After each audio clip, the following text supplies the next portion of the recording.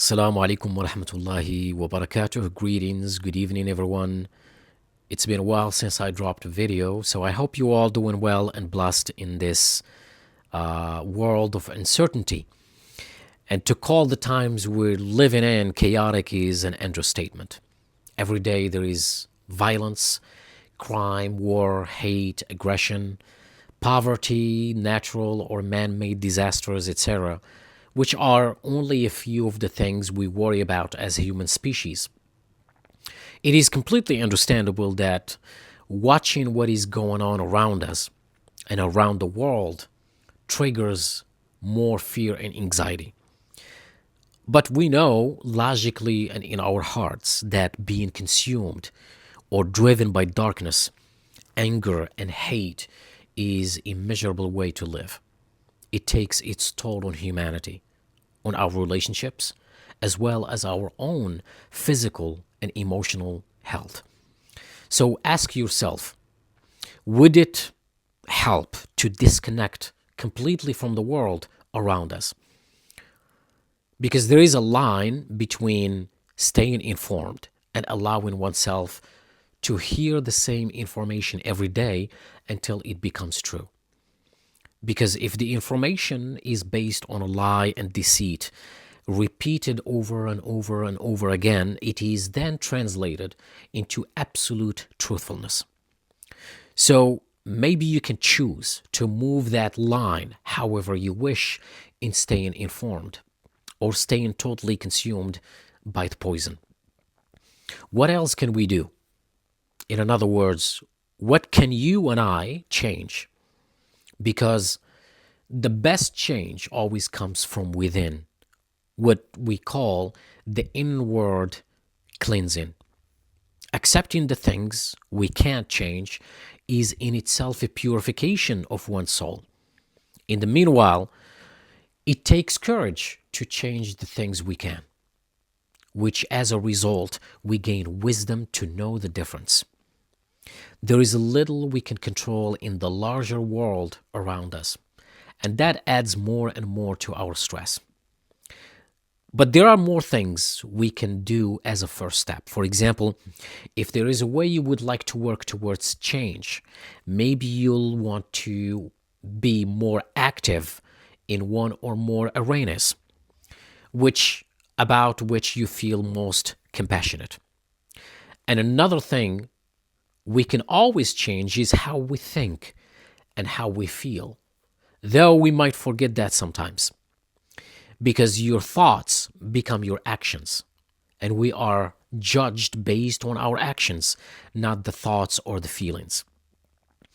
Remember that everything can be taken away from you except your attitude. Your attitude in any given circumstances. We would also usually feel better when we spend time pondering and reflecting on God's creations. In nature, for example, taking a walk, looking closely at trees, flowers, birds, the clouds, mindfully noting the majesty and beauty in what we see, smell, hear, and feel. There is plenty of research that shows how being in nature slows down rapid respiration and alleviates other signs of stress. This is all good and well. But the biggest change you can make in your life is to study, seek knowledge, and read. Not just reading to escape, but reading to learn. If you want to learn about this world, if you want to learn about yourself, the past and the future, read ancient history. And this is my main topic for the day. Because if philosophy is historically regarded as the mother of all sciences, since philosophy encompassed all branches of systematic study, including what is now known as natural science, physics, and psychology, ancient history remains the foundation of all knowledge. Ancient history is not merely a study of the past, but the essential, ongoing story of human development. And if you wonder why ancient history because it's relevant to modern time. The same human fears, ambitions, the same failures wearing new clothes. You can change the tools, change the language, but the soul keeps repeating its old lessons. Empires still rise on pride and fall on amnesia.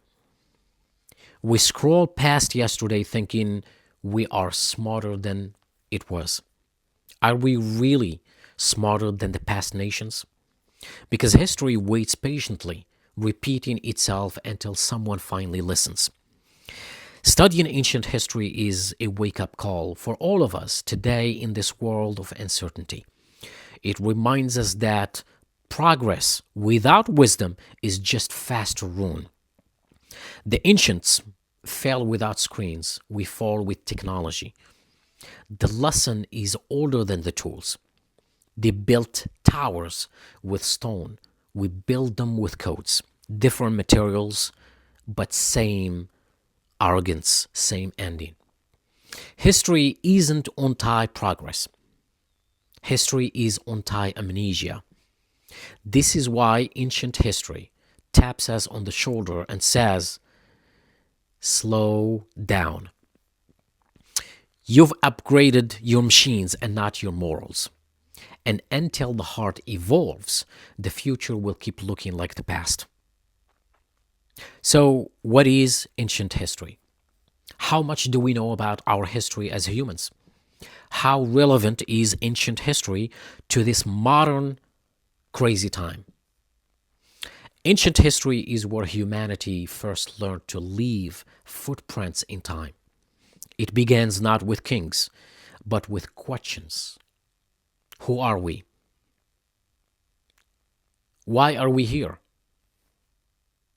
You see, before satellites and social media, there were fireside stories, stone tools and eyes lifted toward the stars.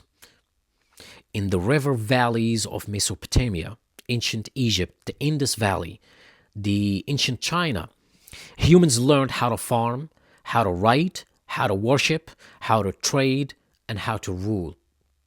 Civilization rose because memory demanded performance. Ancient history is the age of foundations. That's when writing was invented, so the truth wouldn't die with the tongue. That's when the law was carved into stone, so power would answer to principles. That's when temples rose because man knew instinctively that heaven mattered more than comfort. That's when empires formed, collapsed, and formed again, teaching the same hard lesson that strength without wisdom rots fast, so fast. Ancient history gave us prophets. Ancient history gave us philosophers, tyrants, reformers, and myths that shaped morals and sciences born from patience rather than machines. It is slow history measured in centuries, not headlines. No scrolling and no shortcuts. Just cause, consequence, and character. Again, when you study this ancient history, you look in a mirror older than pride. It reminds us that progress is not guaranteed, that technology overruns virtue, and that humanity keeps repeating itself when it forgets where it came from. In short, ancient history is not dead time. It is the spine of the present and the warning label on the future. And I want you to write that down before we start these classes of ancient history that will be the spine of these courses.